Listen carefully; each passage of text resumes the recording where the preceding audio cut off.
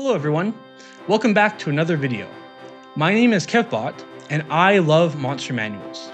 I also own a lot of monster manuals.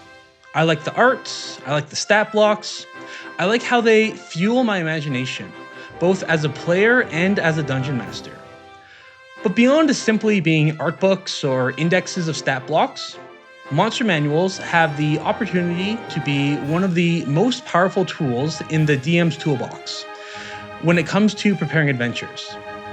While I generally really love the art and stat blocks found in the 2024 Monster Manual, I can't get over how the choice to arrange the book alphabetically severely weakens its use as a tool for dungeon masters.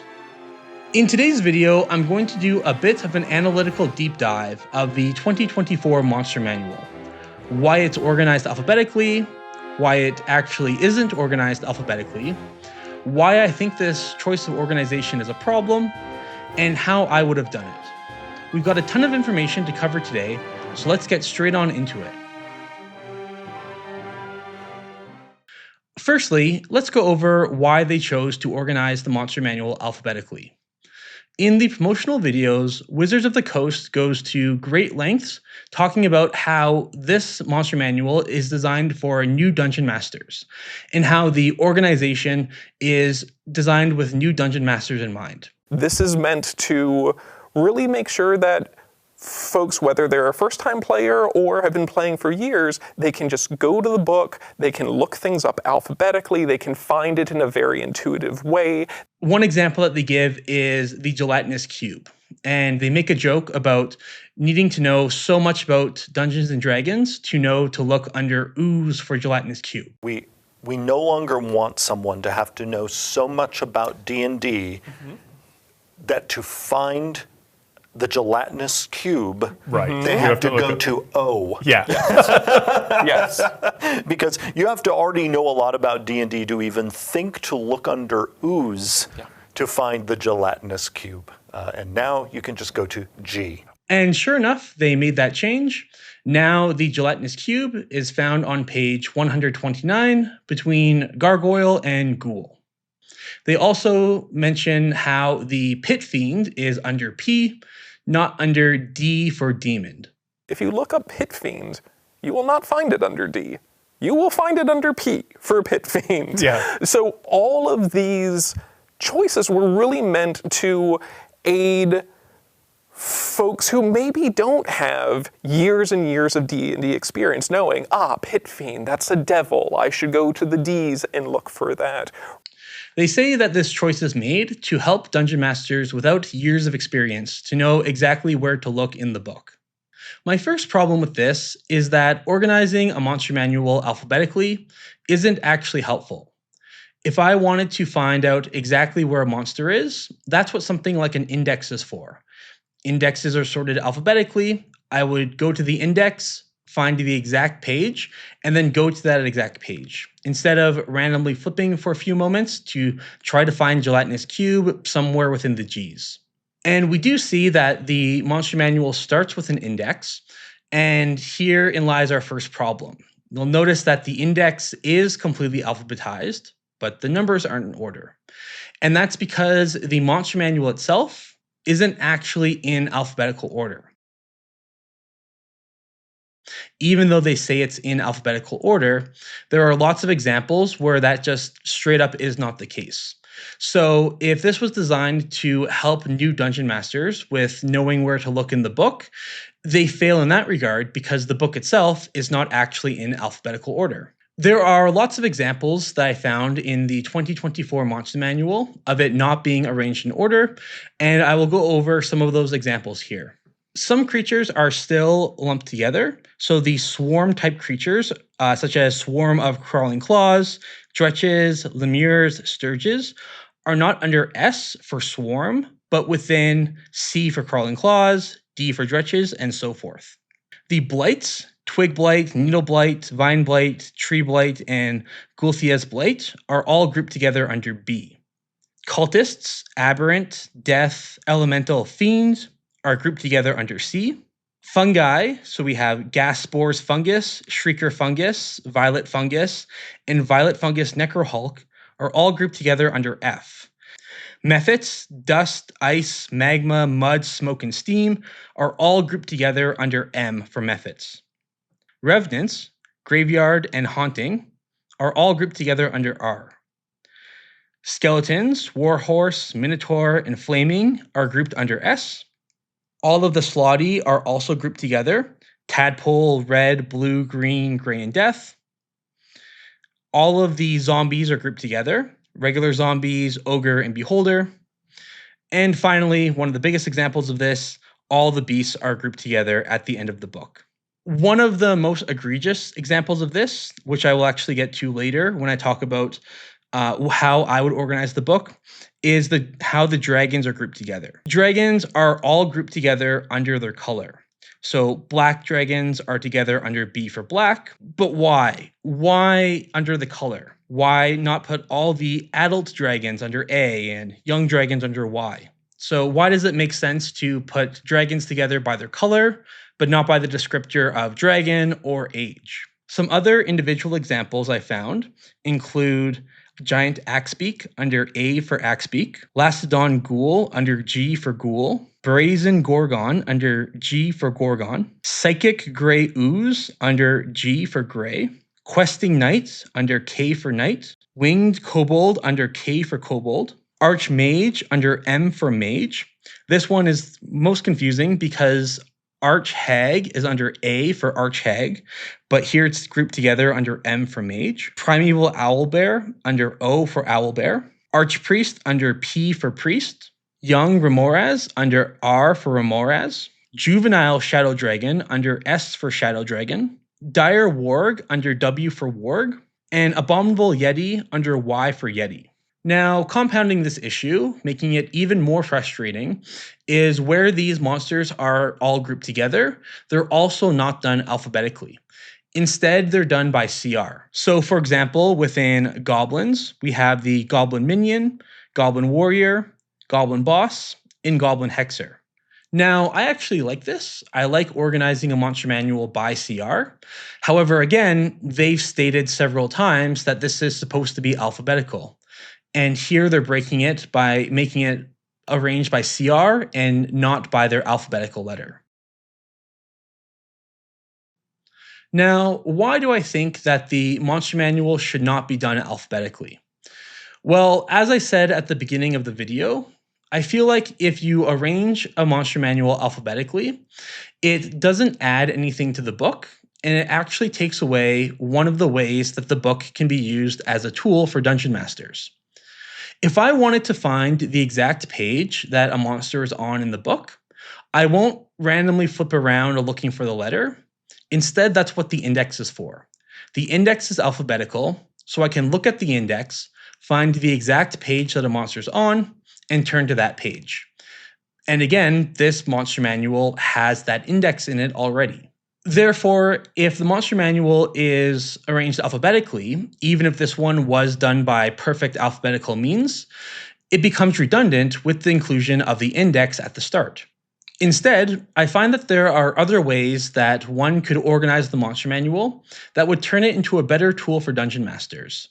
A tool that can be used for dungeon masters to help to learn about different types of monsters, lore behind them, and different ways that they might be able to use them in encounters, campaigns, sessions, or different events. So this gets into how I feel monsters should be organized in a monster manual. I believe that in a monster manual, the best way to organize it is to have all creatures arranged by type. So keep all of the dragons together, all the giants together, all the demons and devils and aberrations and oozes and undead, all together in their same sections. From there, you can either sort them by CR, alphabetically, whatever makes sense. But if you keep all of the monsters together by type, that allows an area where you can also include lore about those monsters. What do all the dragons have in common? What separates them? What do the giants have in common? What separates them? And this now becomes a toolbox that dungeon masters can use when trying to decide which types of monsters they might want to include in their campaign. because instead of just seeing monsters spread around individually, there could be 1 or 2 pages of lore at the start of each section for the different types of creatures that the Dungeon Master can use, again, as a tool in his toolkit to learn about the game and to learn what monsters they might want to use in their encounters.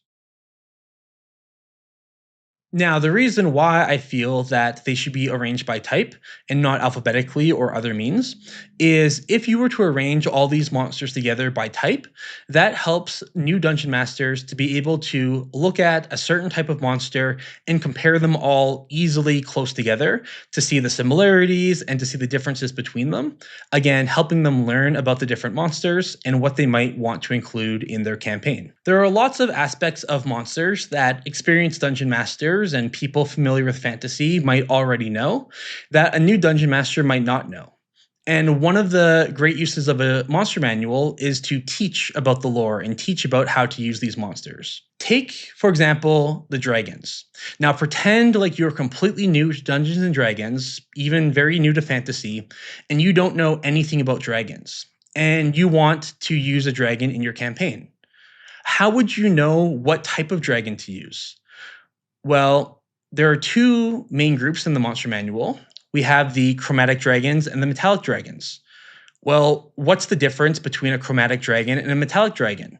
When might I use the chromatic ones and when might I use the metallic ones? Again, experienced dungeon masters might know that chromatic dragons tend to be more evil aligned and metallic ones tend to be more good aligned. But even if you knew that, well, what color might you use? Let's say you wanted an evil chromatic dragon. Do you use a red one, a black one, a blue one? Are they the same? Are they different? What are these differences? Having them spread out throughout the book makes it much more difficult to discern the difference and know what kind of a dragon you would want to use. It makes it much more difficult to see that a red dragon breathes fire, whereas a blue dragon breathes lightning. Or what about the environment that they're found in? Blue dragons are found in the desert. Black dragons are found in the swamp. This is all great information that I could use as a dungeon master when preparing my encounter to decide what type of monster they want to fight, a black dragon or a blue dragon. Now, when they're separated alphabetically, it makes it more difficult to see that these differences even exist, let alone use them in my session planning. Grouping the monsters together by creature type, like they do in the 2014 Monster Manual, allows for an opportunity to include information about the lore behind monsters. And again, this is an area that the 2014 book could go a little bit further, but we can see here, for example, in the dragons, it starts off with the chromatic dragons, and we can see that it talks about how the chromatic dragons are evil, different personality traits of the chromatic dragons. So as a new dungeon master, I'm learning by reading this section. And then I can easily compare the dragon types to each other.